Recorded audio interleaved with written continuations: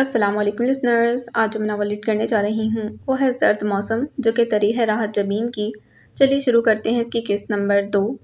Novel شروع کرنے سے پہلے میری آپ سب سے ریکویسٹ ہے کہ اگر آپ نے میرے تمام چینلز کو سبسکرائب نہیں کیا تو پلیز انہیں سبسکرائب کر دیجیے، ساتھ ہی بیل آئیکن کو بھی پریس کریں تاکہ ہر نئے آنے والی ویڈیو کی اپڈیٹ آپ کو ملتی رہے۔ چینلز کا لنک آپ کو ویڈیو کے ڈسکرپشن میں دے دیا جائے گا، پلیز انہیں سبسکرائب ضرور کیجیے گا، ویڈیوز کو لائک کیا کریں اور کمنٹ بھی ضرور کیا کریں۔ چلیے شروع کرتے ہیں۔ ڈیڈی، اس کی ہلکی سی آواز پر وہ تیزی سے اس پر جھکے۔ آج پورے 3 دن کے بعد اس کے بخار کا زور ٹوٹا تھا۔ سوجن بدستور تھی مگر درد نہیں تھا۔ نیم بے ہوشی کے عالم میں وہ چیختی چلاتی رہی۔ یہ 3 دن وقار الحسن نے اس کے سرہانے ہی گزارے تھے۔ اس دن جب وہ دفتر سے گھر لوٹے تو خالی گھر بائیں بائیں کر رہا تھا۔ وہ گھبرا کر گھر سے باہر نکل آئے۔ تب ان کے پڑوسی نے بتایا کہ خدیجہ بھی ابتاؤ خیزاں بری طرح گھائل ایمن کو لے کر ان کے گھر آئی تھی۔ اسی وقت وہ انہیں اسپتال لے کر گئے تھے۔ اپنے بیٹے کو وہاں چھوڑ کر اب وقار الحسن کو اطلاع دینے کے لیے واپس آئے تھے۔ آپ اس کا خیال نہیں رکھ سکتی تھیں؟ ایمن کی حالت دیکھ کر وہ خدیجہ بی پر ہی الٹ پڑے۔ میں کہاں کہاں اس کے پیچھے بھاگتی پھروں؟ خود سنبھالو اپنی ذمہ داری، مجھے معاف کرو، یہ لڑکی اب میرے ہاتھ نہیں آتی۔ وہ پہلے ہی گھبرائی ہوئی تھی، کانوں کو ہاتھ لگانے لگی۔ ڈیڈی پانی، وہ بڑبڑائی۔ وقار الحسن اسے گود میں لے کر پانی پلانے لگے۔ اس نے چند گھونٹ لے کر سر ان کے بازو پر ٹکا دیا۔ اب درد تو نہیں ہوتا؟ ایمن نے نفی میں سر ہلایا اور بمشکل اپنی سوجی ہوئی آنکھیں کھولنے کی کوشش کی۔ ڈیڈی؟ جی چندا، میری آنکھیں نہیں کھلتی۔ کھل جائیں گی بیٹا، ابھی سوجن ہے نا؟ ڈیڈی ممی نہیں آئی؟ اس نے پھر پوچھا۔ وقار الحسن چپ سے ہو گئے۔ نیم بے ہوشی کے عالم میں وہ کئی بار ماں کو پکار چکی تھی۔ وہ جلد آئیں گی، ان کو بتائیں مجھے مکھیوں نے بہت زور سے کاٹا ہے۔ ایمن کی آواز بھرا گئی تھی۔ میری جان، وہ جلد آ جائیں گی، انہوں نے تسلی دینا چاہی۔ ڈیڈی فاطمہ کہتی ہے جو مر جائیں واپس نہیں آتے۔ گڑیا آپ کو بھوک لگی ہوگی، انہوں نے بات بدلی۔ بہت لگی ہے، انہوں نے خدیجہ بی کو آواز دے کر کچھ لانے کے لیے کہا۔ وہ کسٹرڈ لے آئیں اور پاس بٹھا کر کھلانے لگی۔ ہماری بٹیا جلد ٹھیک ہو جائے گی۔ ایمن کسٹرڈ کھانے لگی اور کھاتے کھاتے اچانک اس نے وہی سوال خدیجہ سے کر دیا۔ خدیجہ بی، جو لوگ اللہ میاں کے پاس چلے جائیں وہ واپس نہیں آتے؟ ہاں بٹیا رانی، وہ لوگ کبھی واپس نہیں آتے۔ ممی بھی واپس نہیں آئیں گی؟ ایمن نے نیم آنکھوں سے خدیجہ کو دیکھا۔ ہاں ایمن بٹیا، انہوں نے ایک آہ بھری۔ وقار الحسن نے بات بدلنا چاہی مگر اس سے قبل ہی ایمن نے ہاتھ مار کر کسٹرڈ کا پیالہ دور پھینکا اور زور زور سے رونے لگی۔ خدیجہ بی آپ بھی نہ، وہ جھنجھلا کر ایمن کو بہلانے لگے۔ خدیجہ بھی اٹھ کر فرش صاف کرنے لگی، پھر پیالہ اٹھا کر باہر نکل گئی۔ وقار الحسن نے ایمن کو بمشکل بہلا کر سلا دیا۔ جب وہ گہری نیند میں سو گئی تبھی وہ باہر نکلے۔ خدیجہ بھی لاؤنج میں صوفے پر بیٹھی نہ جانے کے سوچ میں ڈوبی ہوئی تھی۔ کیا ضرورت تھی خدیجہ بی؟ خدیجہ بی نے سر اٹھا کر انہیں دیکھا اور آہستگی سے گویا ہوئی۔ کب تک چھپاؤ گے؟ وہ تھکے تھکے سے سامنے کرسی پر جا بیٹھے۔ تمہاری بٹیا بڑی ہو رہی ہے وقار میاں۔ کہاں خدیجہ بی، ابھی تو لڑکیاں ترے کی بیل کی طرح بڑھتی ہیں۔ آج تو وہ چھوٹی ہے، گزارا ہو رہا ہے، مگر کل کے بارے میں سوچ لیا تم نے؟ 10 مسائل ہوتے ہیں جو بیٹیاں صرف ماؤں سے کہہ سکتی ہیں، وہ سنجیدگی سے کہتی۔ آپ ہیں نا؟ کون جانے، انہوں نے ٹھنڈی سانس بھری۔ دل میں اپنوں کے لیے ہڑک جاگتی ہے۔ خدیجہ بی آپ ہمیں چھوڑ جائیں گی؟ وقار الحسن نے حیرت سے انہیں دیکھا۔ میری ایک بات مانو وقار الحسن۔ کہیے۔ انہوں نے دراز کھول کر سگریٹ کا پیکٹ اور ماچس نکالی۔ اس گھر کو ایک عورت اور ایمن کو ماں کی ضرورت ہے۔ تو انہوں نے ماچس جلائی۔ تم مہرالنساء کو لے آؤ۔ مہرالنساء؟ انہیں دھچکا لگا۔ وہ سگریٹ سلگانا بھول گئے تھے۔ مہرالنساء جان کا عذاب بن گئی ہے یہ عورت ہم سب کے لیے۔ دھاڑ سے دروازہ کھلا اور وہ آندھی طوفان کی طرح اندر آئی۔ سیاہ شاپنگ بیگ بیڈ پر اچھالا جو عتیق کے گھٹنے پر لگا اور اس میں سے کچھ کپڑے باہر جھانکنے لگے۔ دیکھتے ہی دیکھتے عتیق نے سر اٹھا کر پہلے شاپر پر سے اپنی سجی سجائی نازک اندام خوبصورت مگر غصے میں کھولتی بیوی کو دیکھا تھا۔ صبح ہی میکے گئی اور ابھی لوٹی تھی۔ یقیناً آتے ہی مہرالنساء سے ٹاکرا ہو گیا تھا، تو پھر یہ کیسے ہو سکتا تھا کہ اس کا موڈ خراب نہ ہوتا؟ اب کیا کہہ دیا مہرالنساء نے؟ اس نے یوں ہی پوچھا۔ وہ کہاں کچھ کہتی ہے، یہ تو میرا ہی دماغ خراب ہے جو گھر میں گھستے ہی چلانا شروع کر دیتی ہوں۔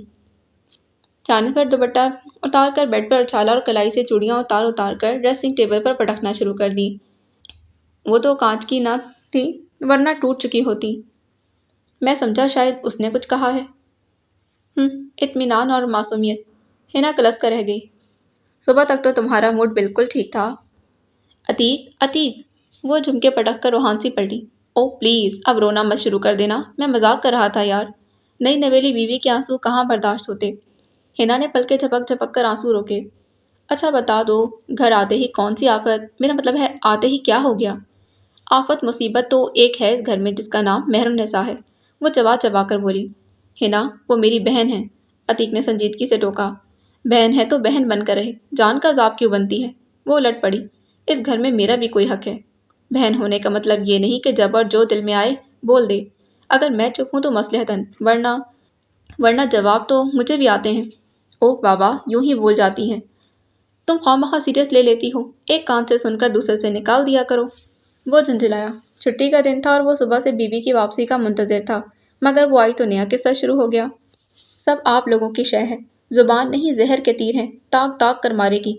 ना खुद खुश रहती है ना दूसरों को रहने देगी। लेकिन एक बात समझा दें उसे।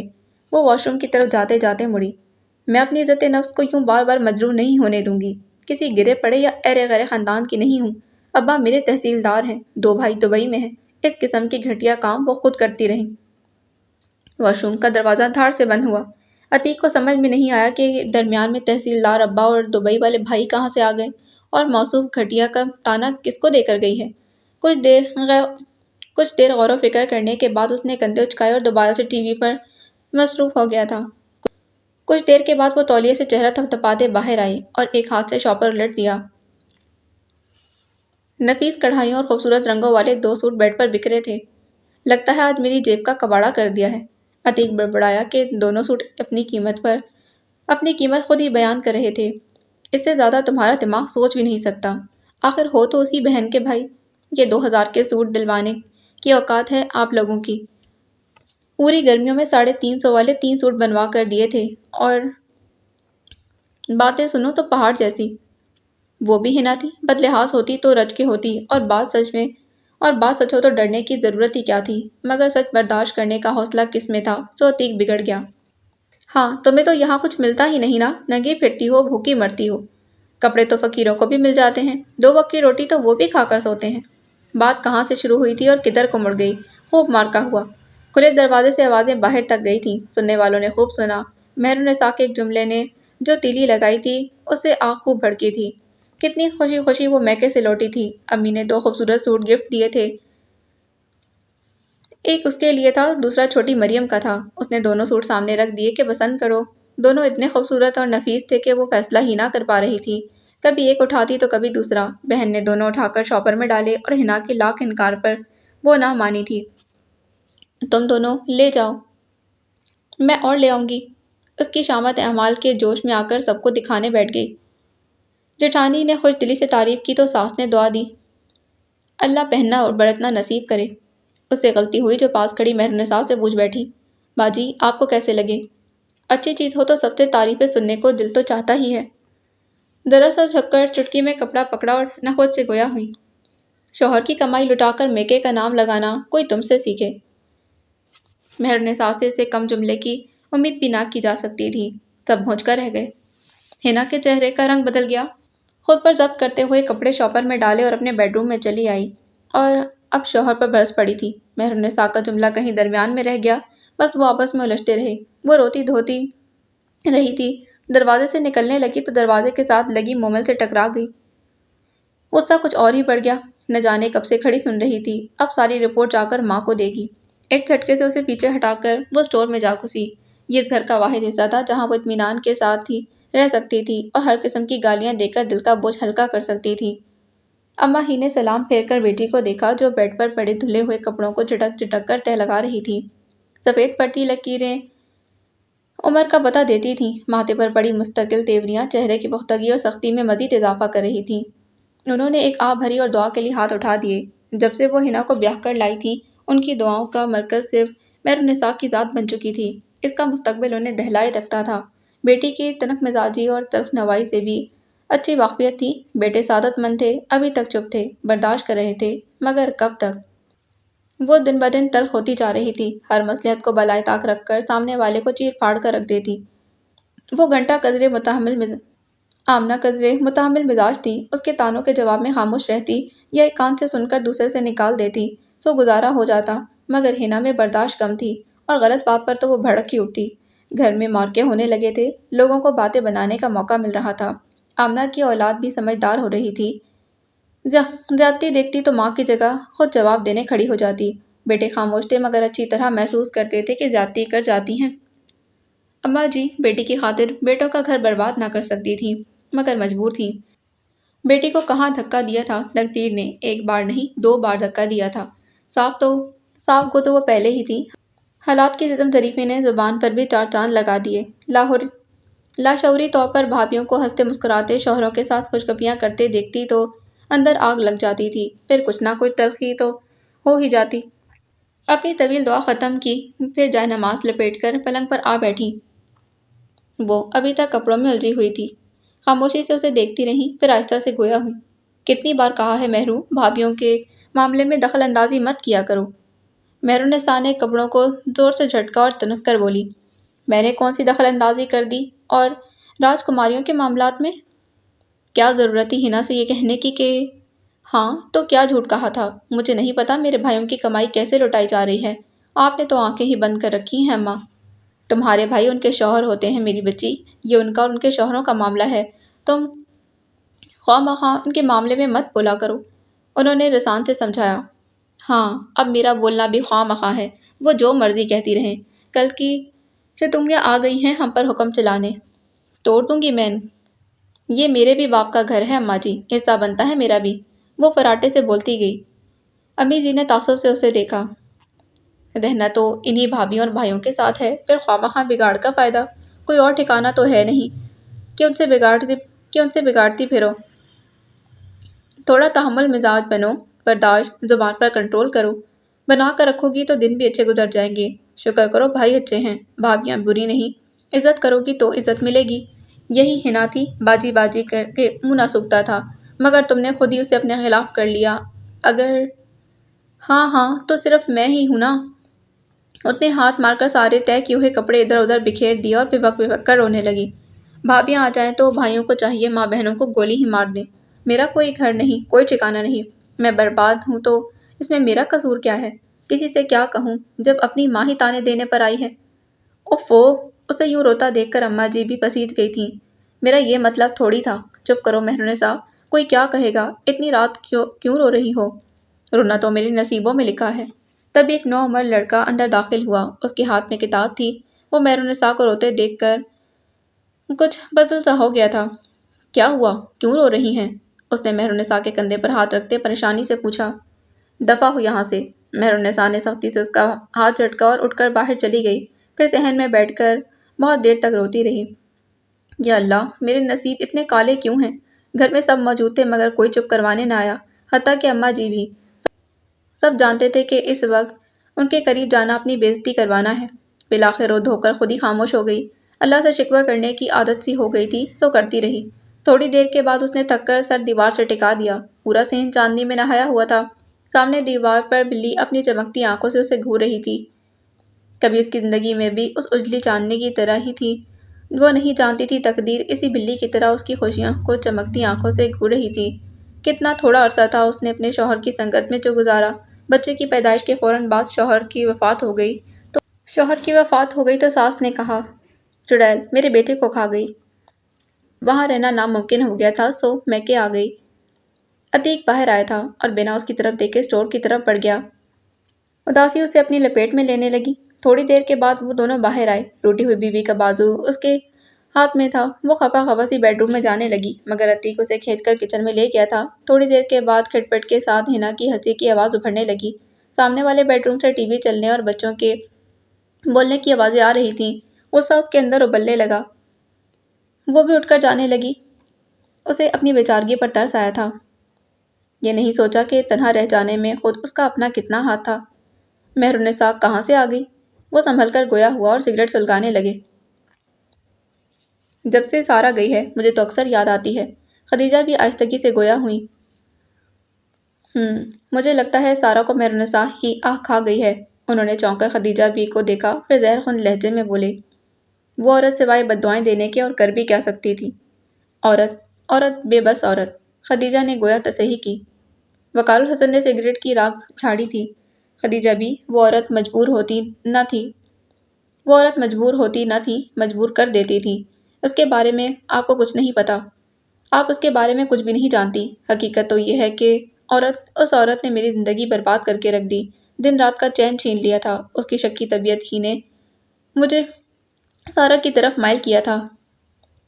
اے میاں، سنا ہے ہم نے بھی بہت کچھ، انصاف تم نے بھی نہ کیا۔ ڈری ہوئی عورت یوں ہی بد زبان نہیں ہو جاتی۔ اچھا، تو اس کے ساتھ کیا انصاف نہیں ہوا تھا؟ ان کا لہجہ تھکا تھکا سا تھا۔ اب ان باتوں کا فائدہ ہی کیا ہے؟ صرف اس کی غلطیاں دیکھو گے تو کبھی درست فیصلہ نہ کر سکو گے۔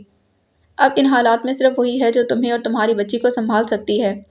کون جانے وہ بھی ویسی ہی رہے یا نہیں، اپنا گھر چھوڑ کر بھائیوں کے گھر بیٹھی ہے۔ وہ رسانیت سے اسے سمجھا رہی تھی۔ وہ بھی خاموشی سے کچھ سوچنے لگے۔ انہیں وہ وقت یاد آ رہا تھا جب ان کی والدہ نے ان سے مہر النساء کے بارے میں پوچھا تھا تو وہ مارے حیرت کے ماں کا منہ دیکھتے رہ گئے تھے۔ مہر النساء؟ فاطمہ خالہ کی بیٹی مہر النساء؟ ہاں، فاطمہ کی بیٹی مہر النساء۔ منڈی میں سرخ مرچیں کوٹتی ہوئی ماں نے اطمینان سے جواب دیا۔ یہ کیسے ہو سکتا ہے؟ انڈوں کا شوربے والا سالن ان کے سامنے پڑا تھا۔ وہ تحیر سے اسے دیکھتے رہے۔ یقین نہ آتا تھا کہ کوئی ماں اپنے اکلوتے اور قبول صورت برسر روزگار بیٹے کے لیے ایسا بھی سوچ سکتی ہے۔ اس میں حیران ہونے والی کون سی بات ہے؟ محروم میں کس چیز کی کمی ہے؟ خوبصورت، گوری چٹی، عمر میں مجھ سے بڑی اور بیوہ اور ایک بیٹے کی ماں۔ وقار الحسن نے دیگر خصوصیات گنوائیں۔ ہاں، بیچاری کی قسمت اچھی نہیں نکلی، اتنی سی عمر میں بیوہ ہو گئی۔ میری بہن کی راتوں کی نیند اڑی ہے۔ ایسے مشکل وقت میں اپنے ہی کام آتے ہیں پتر۔ بہن کی خاطر مجھے قربانی کا بکرا بنا دیں گی؟ وہ غصے میں کھانا چھوڑ کر اٹھ گئے تھے، مگر کتنے دن ماں نے ضد باندھ لی تھی سو مانتے ہی بنی تھی۔ وہ کس دل سے مہر النساء کو بیاہ کر لائے تھے یہ وہی جانتے تھے۔ جہیز میں ایک عدد بیٹا ملا تھا۔ خدیجہ بھی نہ جانے کیا کچھ کہہ رہی تھیں۔ وہ اپنے خیالوں سے چونکے۔ تو آپ سچ مچ ہمیں چھوڑ کر جا رہی ہیں؟ ہاں، انہوں نے ایک طویل سانس کھینچی۔ مجھے اپنے بچے یاد آتے ہیں۔ میری بہو اتنی بھی بری نہیں، ہر روز رات کو سر دبانے آتی تھی، بس میں نے ہی قدر نہ جانی۔ سفید بالوں کے ساتھ کیسی نادانی کی کہ غیروں کے در پر آ پڑی۔ اب آخرت اپنے بچوں میں گزاروں گی۔ بیٹے کی بات دل کو لگی تھی۔ سچ ہی تو کہا تھا اس نے۔ جتنی جان غیروں کے لیے ماری تھی، اپنوں کے لیے کرتی تو وہاں راج کر رہی ہوتی۔ اسی لیے سوچتی ہوں کہ تم اسے لے آؤ۔ ایمن کو ماں کی ضرورت ہے۔ لڑکیاں بڑی حساس ہوتی ہیں۔ وہ کچھ سوچنے لگے تھے۔ وہ اٹھ کر ایمن کے کمرے کی طرف بڑھے۔ وہ غنودگی میں بڑبڑا رہی تھی۔ قریب آ کر اس پر جھک گئے۔ ممی، میں نے آپ کے پاس آنا ہے۔ وہ سیدھے ہو کر تعصب سے بیٹی کو دیکھنے لگے۔ ان کی تمام تر توجہ اور محبت ایمن کی زندگی سے ماں کی کمی دور کر سکتی تھی، لیکن خدیجہ بھی؟ اپنے عقب میں آہٹ محسوس کر کے وہ مڑے۔ کیا وہ عورت میری بیٹی کو ماں کا پیار دے سکے گی؟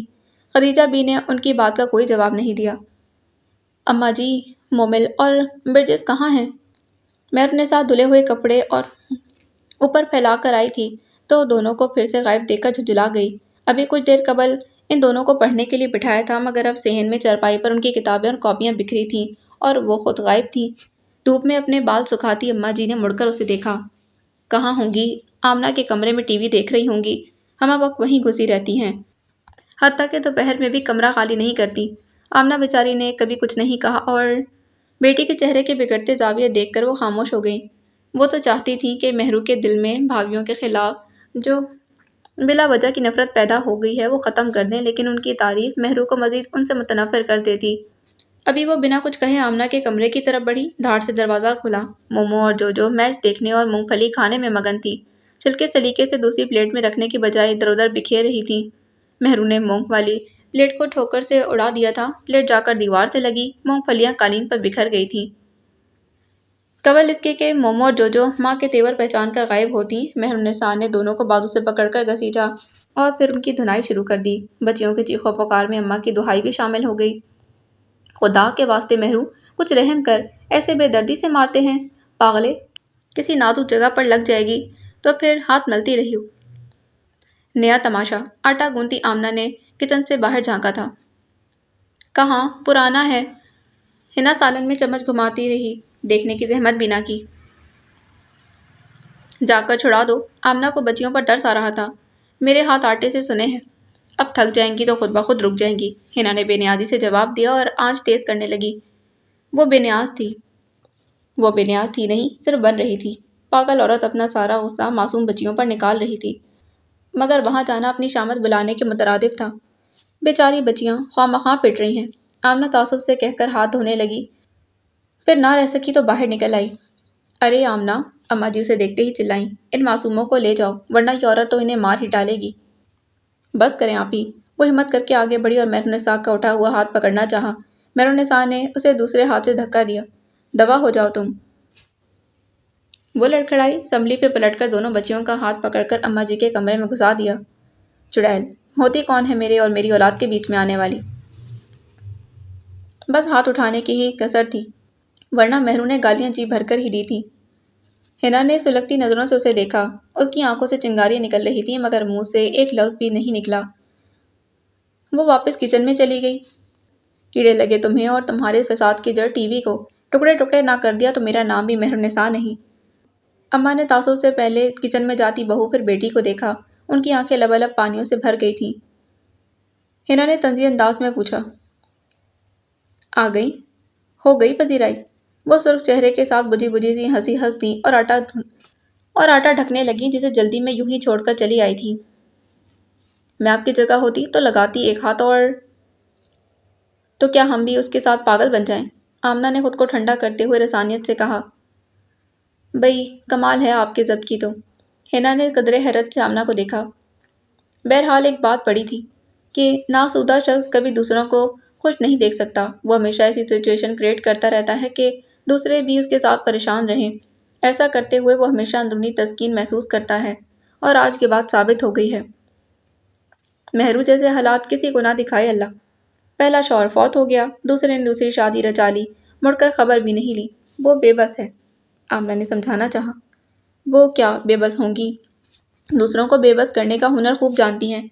उन्हें पता था कि शौहर पहले ही कबूल नहीं करता, फिर लड़ झगड़ कर यहाँ आने की ज़रूरत क्या थी? वहीं गुजारा करती। आज हम भी सुखी होते और घर भी बसा होता।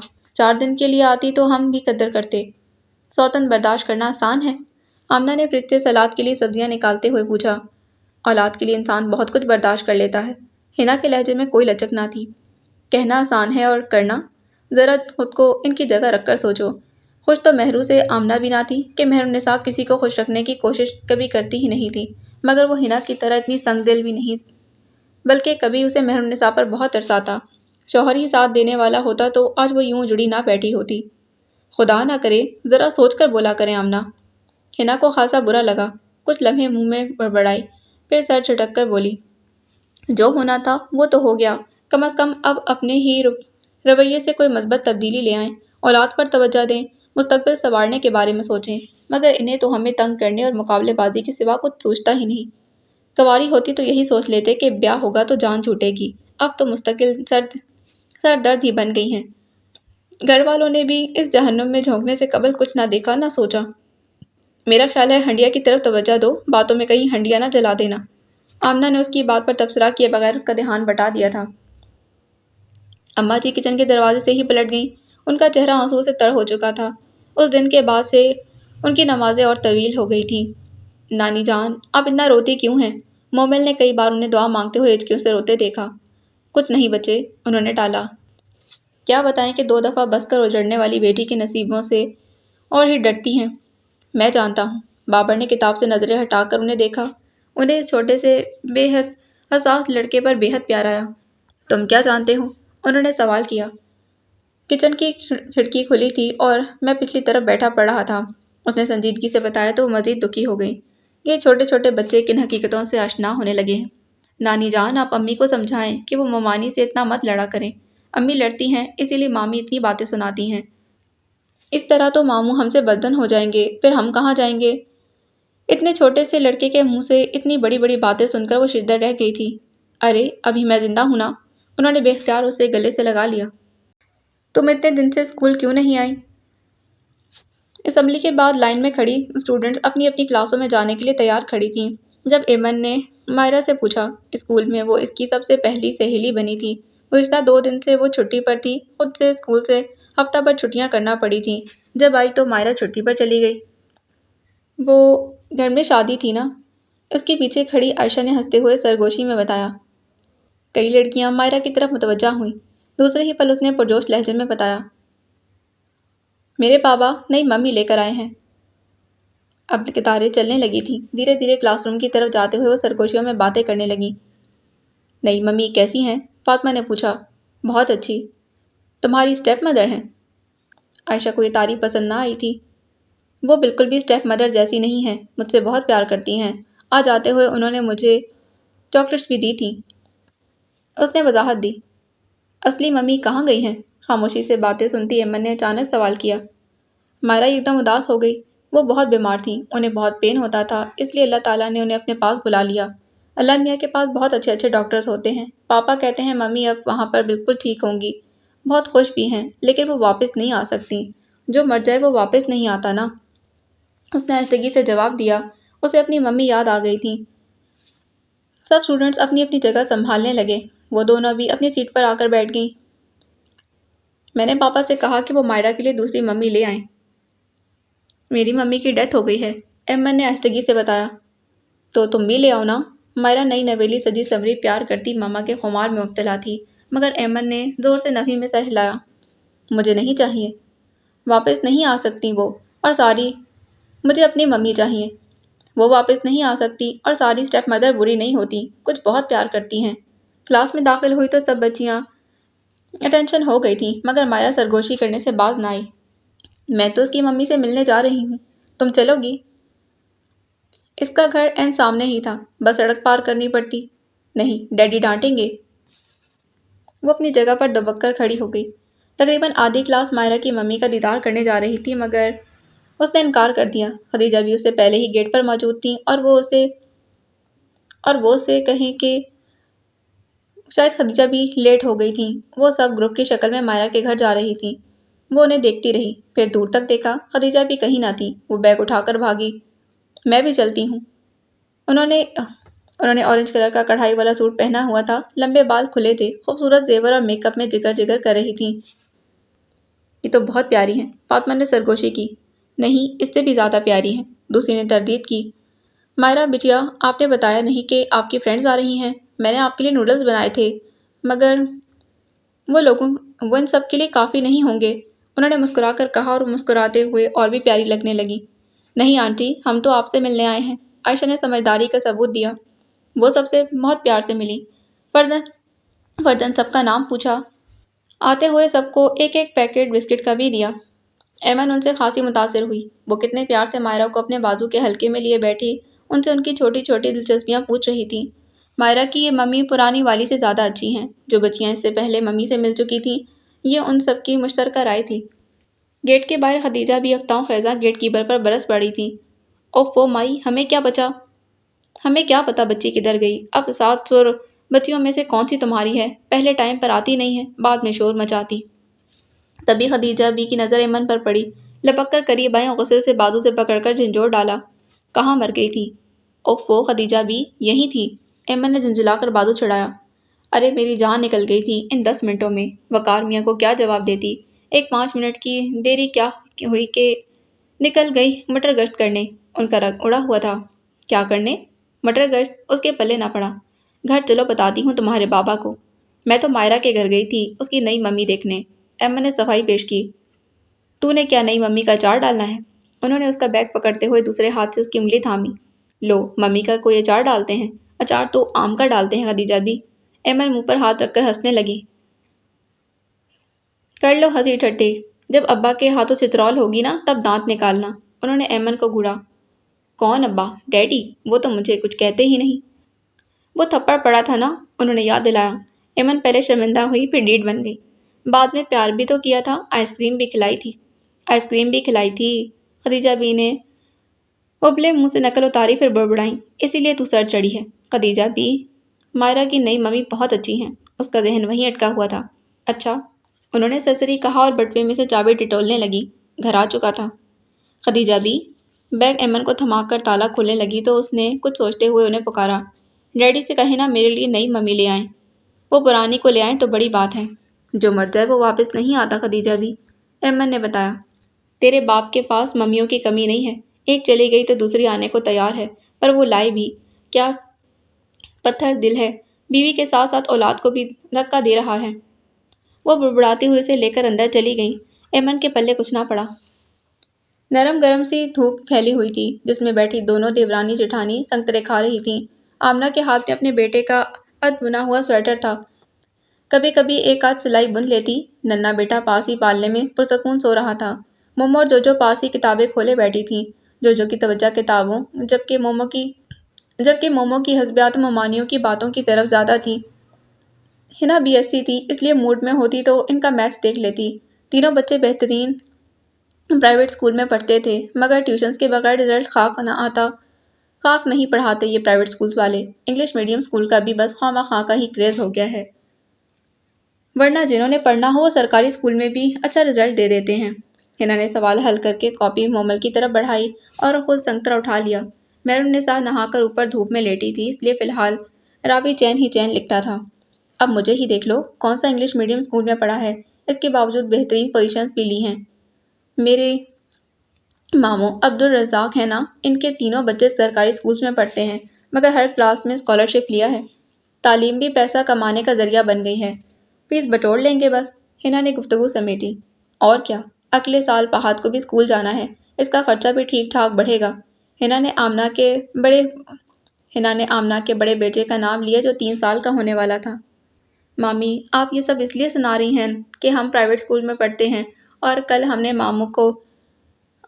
मामू से फीस मांगी थी।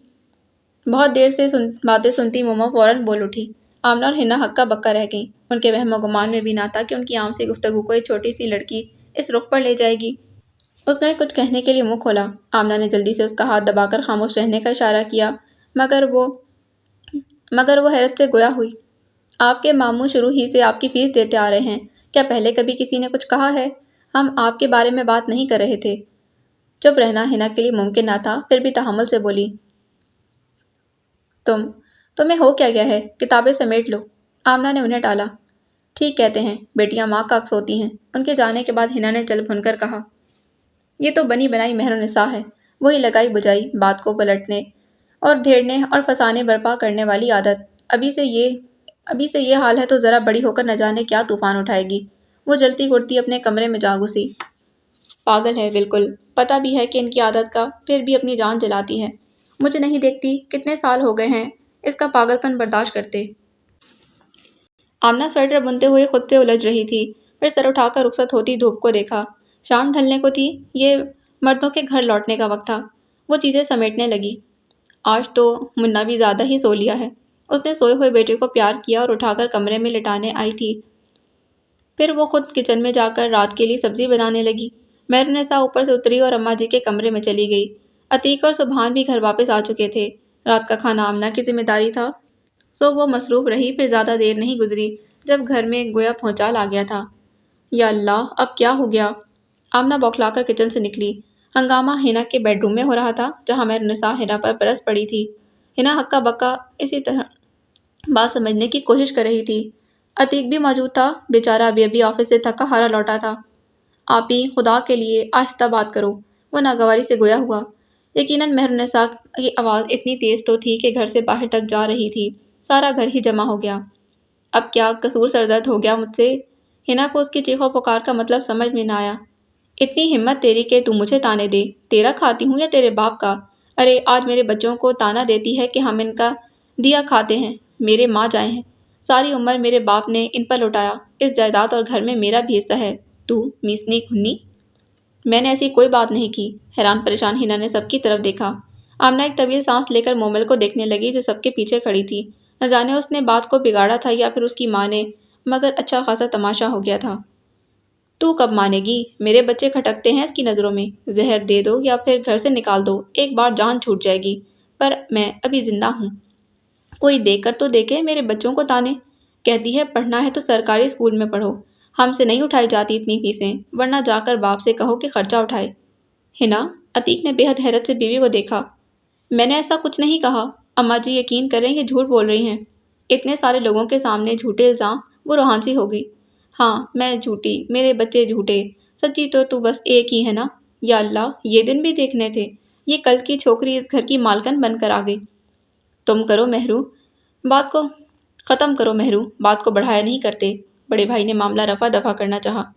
आप आमना से पूछ लें, हम जनरल बात कर रहे थे। आप ही और इनके बच्चों का जिक्र भी नहीं किया। سامنے آؤ مومو، کیا میں نے یہ سب تم سے کہا؟ ہنا نے کھینچ کر مومو کو سامنے کیا تو وہ کچھ نہیں بولی، اپنا بازو چھڑانے لگی اور مہرالنساء سینہ کوٹ کوٹ کر تانے دیتی رہی۔ ختم کرو مہرو، تماشا مت بناؤ، اماں جی نے آگے بڑھ کر ڈپٹا۔ تماشا میں نہیں، آپ کی یہ لاڈلی بنا رہی ہے، بہت کچھ کرتی رہی ہے یہ گھنی۔ میں چپ رہی، اب نہیں۔ نہ جانے کس بھوکے ننگے خاندان سے اٹھا کر لے آئی تھی جو میرے اور میرے بچوں کے نوالے گنتی ہیں۔ میرے خاندان تک مت پہنچیں۔ ہنا کا چہرہ سرخ ہو گیا۔ ہنا، عتیق نے اس کا بازو تھاما، تم واپس سے سوری کر لو۔ عتیق صلح جو طبیعت کا مالک تھا، جانتا تھا ہنا نے ایسا کچھ نہیں کہا ہوگا، مگر وہ صرف ہنگامہ ختم کرنا چاہتا تھا۔ کیوں؟ کس لیے؟ ہنا ہتے سے اکھڑ گئی۔ میں جتنا چپ ہوں یہ اتنا ہی سر چڑھ رہی ہے، میں جتنا لحاظ کر رہی ہوں یہ اتنی ہی بد لحاظ ہوتی ہیں۔ جو ان کا دل چاہتا ہے کہہ جاتی ہیں اور کوئی انہیں روکنے والا ہی نہیں۔ اس نے ایک سلگتی نگاہ کمرے میں موجود ہر شخص پر ڈالی۔ سبحان چڑھ کر کمرے سے باہر نکل گئے۔ تو روک لے مجھے، ارے پہلے گھر والی تو بن کر دکھا۔ اولاد نہ ہونے کے تانے تو اس نے ہنا کو شادی کے 5 مہینے بعد ہی دینا شروع کر دیے تھے، مگر اب کے یہ تانا ہنا کے دل پر لگا۔ بات بڑھی تو بڑھتی چلی گئی، نہ وہ چپ ہوئی نہ مہرالنساء۔ اصل قصہ درمیان میں ہی رہ گیا۔ اماں ہی بامشکل مہرالنساء کو کمرے سے باہر لے جانے میں کامیاب ہوئی۔ آمنہ گھسک گئی، اس کی گواہی کی کسی کو ضرورت نہ تھی۔ ہنا بیٹھی روتی رہی۔ عتیق سر تھامے ہنا کو دل کی بھڑاس نکالتے سن رہا تھا، پھر اس نے اٹھ کر اپنے کپڑے بیگ میں بھرنا شروع کر دیے۔ ہنا، کیا بیوقوفی ہے یہ! بہت ہو چکا عتیق، میری برداشت جواب دے گئی ہے، میں نہیں رہ سکتی جہنم میں۔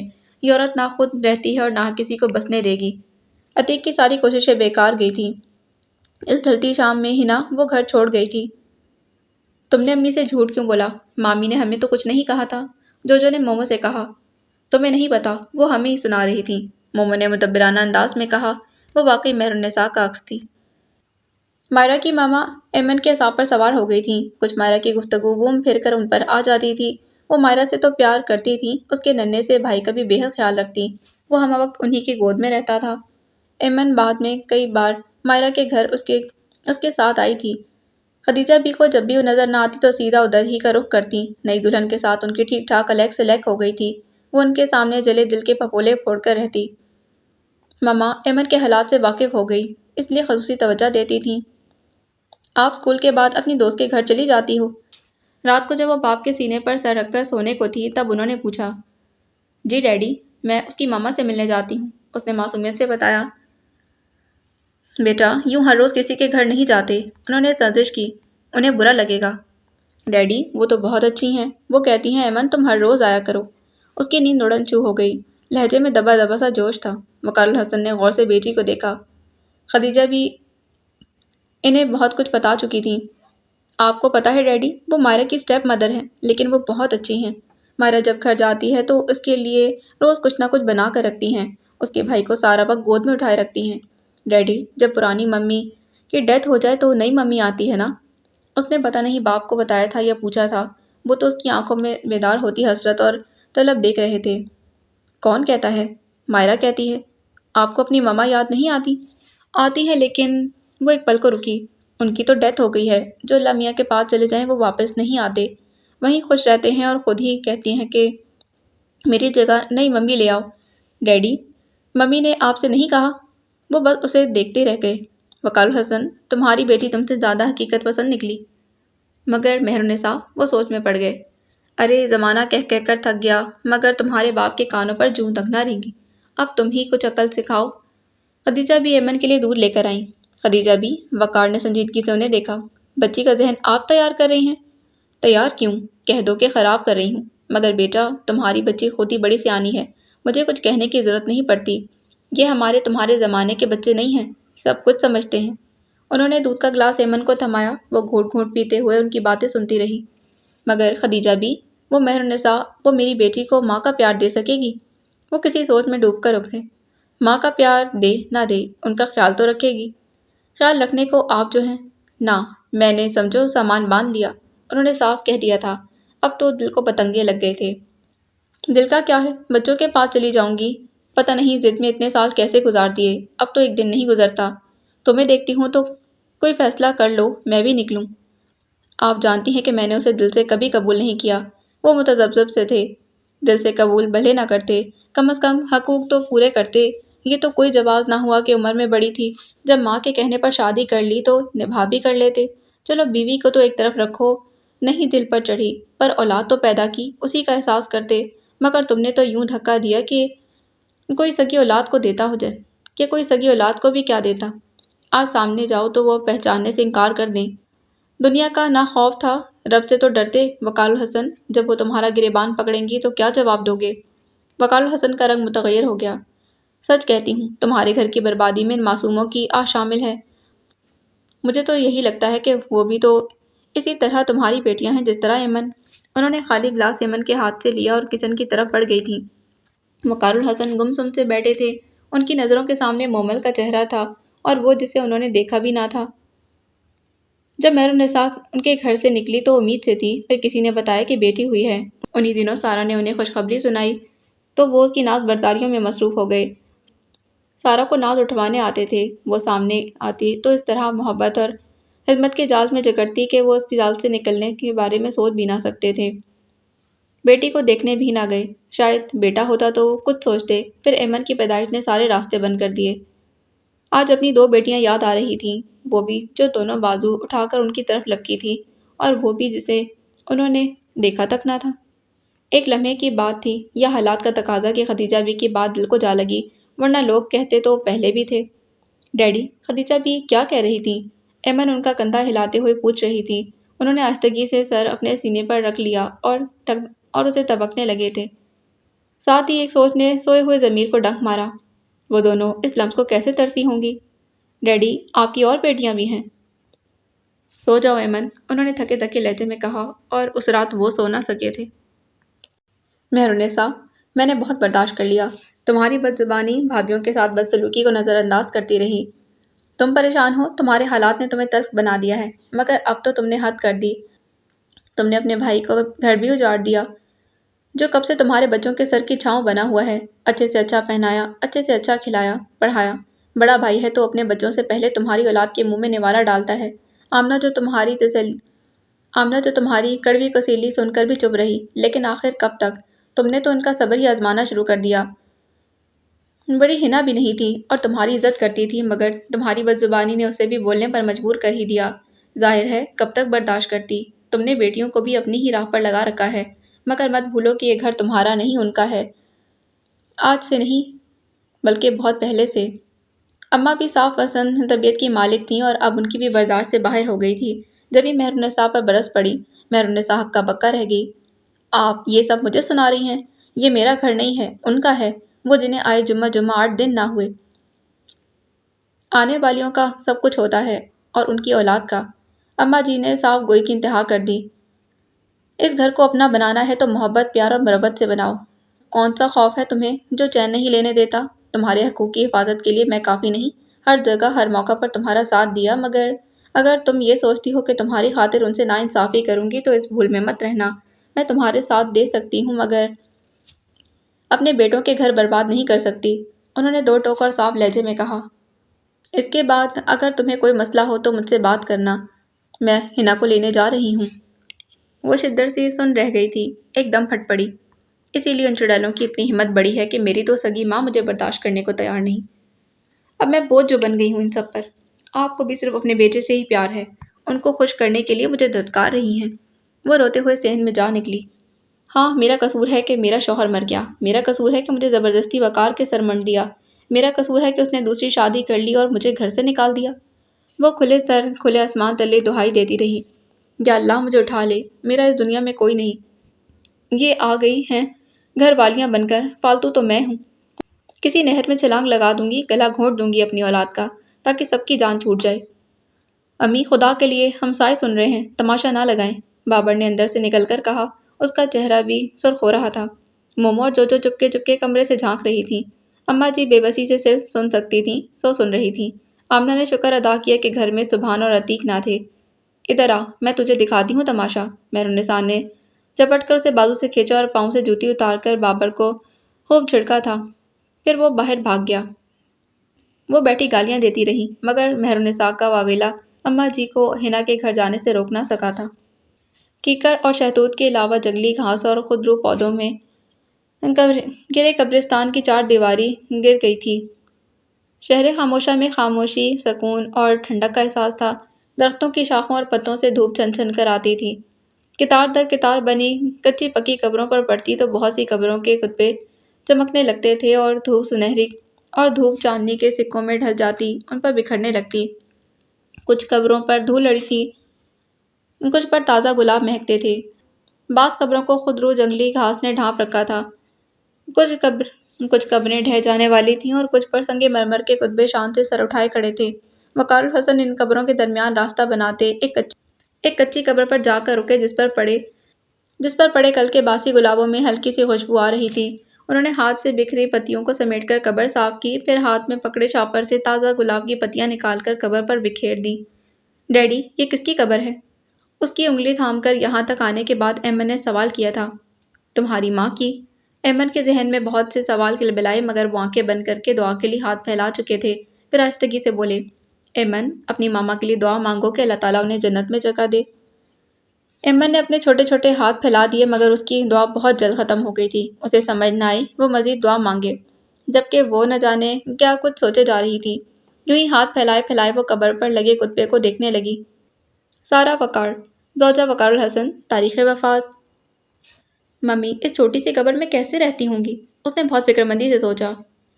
جب میں مر جاؤں گی تو کیا ڈیڈی مجھے بھی یہیں بند کر جائیں گے؟ وہ ایک دم ڈری مگر اس خوف کو درخت سے کود کر چھلانگ لگاتی گلہری نے زائل کر دیا تھا۔ گلہری دوسری طرف غائب ہو گئی تھی، اس کی توجہ درختوں کی شاخوں پر چلی گئی تھی۔ وقار الحسن نے فاتحہ ختم کر کے چہرے پر ہاتھ پھیرتے ہوئے اپنے آنسو صاف کیے اور ایمن کی طرف دیکھا۔ چلو، وہ کھڑے ہو گئے۔ ڈیڈی، جب آدمی مر جائے تو اسے قبر میں بند کیوں کرتے ہیں؟ قبرستان سے نکلتے ہی سارے سوال ایک ایک کر کے زبان پر آنے لگے تھے مگر وقار الحسن نہ جانے کی سوچ میں تھے کہ سوال کا جواب نہ دیا۔ وہ خود ہی سوچ کر چپ ہو گئی۔ جبھی ایمن کو احساس ہوا کہ راستہ اجنبی سا ہے۔ ڈیڈی، ہم کہاں جا رہے ہیں؟ وہ خاموشی سے چلتے رہے لیکن جب وہ دونوں کوچ میں بیٹھے تو اس نے دوبارہ سے ان کا بازو ہلا کر پوچھا، ڈیڈی بتائیں نا ہم کہاں جا رہے ہیں؟ وہ کچھ لمحے متذبذب سے بیٹی کو دیکھتے رہے پھر آہستگی سے بولے، آپ کی ممی کو لینے۔ ممی تو وہ حیران ہو کر کچھ کہنے والی تھی پھر یکدم ہی پرجوش ہو کر چلائی، نہیں ممی، مائرہ کی ممی جیسی۔ وقار الحسن نے جواب دیے بغیر منہ پھیر لیا تھا۔ حنا نے آنے سے انکار کر دیا ہے۔ اماں جی، میں نے اپنی طرف سے کبھی کوئی زیادتی نہیں کی، ہمیشہ آپ کی بیٹی کے ساتھ سمجھوتا کرنے کی کوشش کی تاکہ میری وجہ سے گھر کا ماحول خراب نہ ہو۔ اگر ایک طرف سے بیوقوفی ہو رہی ہے تو کم از کم دوسری طرف سے تو نہ ہو۔ مگر آپ کی بیٹی، وہ دوسروں کو خوش دیکھ سکتی ہی نہیں، وہ تو پاؤں رکھنے کو جگہ تک نہیں دیتی، بالکل سائیکو کیس بن چکی ہیں۔ میں کب تک اس کے بلا وجہ کے طعنے برداشت کرتی رہوں؟ وہ جانتی تھی کہ وہ حرف بحرف سچ کہہ رہی ہے، سو شرمندگی سے سنتی رہی۔ ایک بار ساتھ چلو، میں سمجھا دوں گی اسے، کچھ نہیں بولے گی، وہ خود بھی شرمندہ ہے۔ شرمندہ تو وہ ہو ہی نہیں سکتی کیونکہ انہوں نے شرمندہ ہونا سیکھا ہی نہیں، اور واپسی کا تو سوال ہی پیدا نہیں ہوتا۔ میں آپ کی بیٹی کے ساتھ نہیں رہ سکتی، اس گھر میں وہ رہ سکتی ہیں یا میں؟ اس نے دو ٹوک لہجے میں کہا۔ اس کے والدین بے حد خاموشی سے ان کی گفتگو سن رہے تھے۔ وہ گھر تمہارا ہے، انہوں نے کہنا چاہا۔ وہ گھر مہرالنساء کا ہے۔ میری شادی کو 5 ماہ ہوئے تھے کہ انہوں نے مجھے اولاد نہ ہونے کا طعنہ دینا شروع کر دیا۔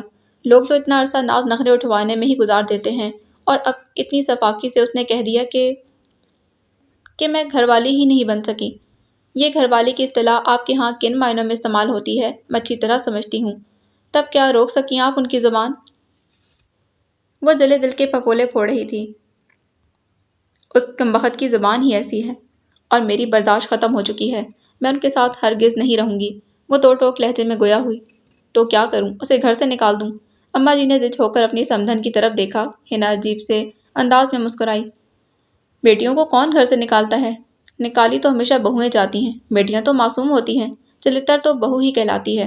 بہرحال مجھے آپ سے یا کسی اور سے کوئی شکایت نہیں، لیکن فی الحال آپ مجھے معاف ہی رکھیں۔ وہ رکھائی سے کہہ کر کھڑی ہو گئی۔ حنا بیٹی میری بات سنو۔ اماں جی، آپ کے بیٹے نے مجھ سے وعدہ لیا تھا کہ میری بہن بہت دکھی ہے، دونوں شادیوں نے اسے سکھ نہیں دیا، ہم نے ہمیشہ اس گھر میں اسے بڑا سمجھ کر مان اور اختیار دیا ہے، تم کبھی اس مان اور اختیار کو ٹکرانے کی کوشش مت کرنا۔ میں نے اپنا وعدہ نبھایا، میں کبھی ان کے مقابل نہیں آئی۔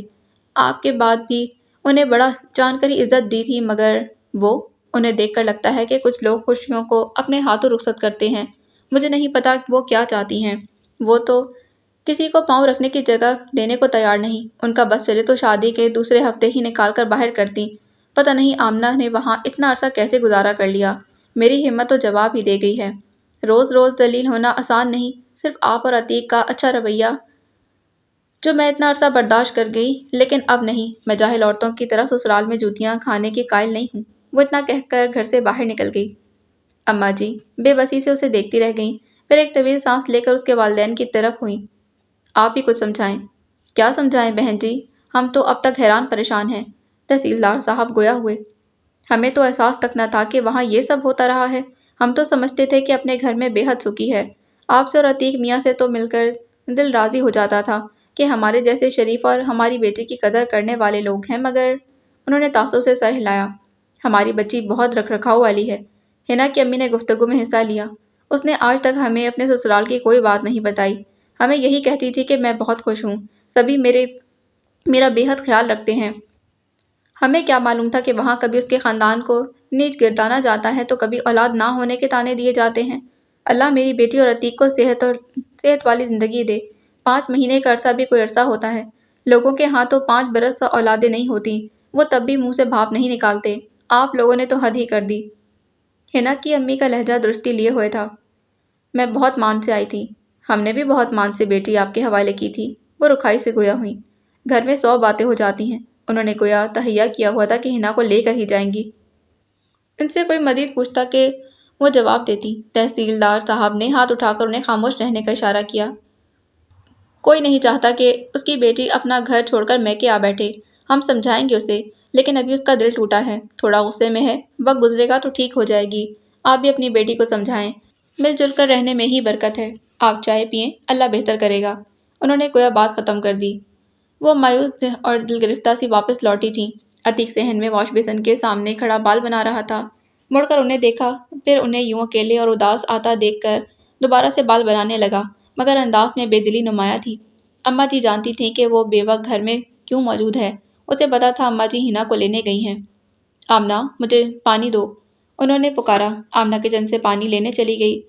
نانی جان مامی نہیں آئی؟ مومو ان کے کندھے پر سوار ہوئی۔ اے ہٹو فتنی، انہوں نے بیزاری سے اسے پیچھے ہٹاتے ہوئے آخری لفظ منہ میں ہی کہا۔ پانی کا گلاس ہونٹوں سے لگا لیا تھا۔ آمنہ نے دانستہ کوئی سوال نہ کیا۔ وہ جانتی تھی کہ حنا ابھی نہیں آئے گی۔ تبھی سبحان کمرے سے باہر نکلے۔ کیا ہوا اماں جی، اکیلی ہی چلی آئیں؟ تو کیا محلے کو لے آتی؟ وہ چڑی ہوئی تھی۔ آپ کی بہو نہیں آئی؟ سبحان مسکراتے ہوئے ان کے سامنے بیٹھ گئے۔ نہیں آئی۔ پھر انہوں نے ساری تفصیل کہہ سنائی۔ عتیق نے بھی پاس کھڑے ہو کر سنا، پھر چپ چاپ باہر نکل گیا۔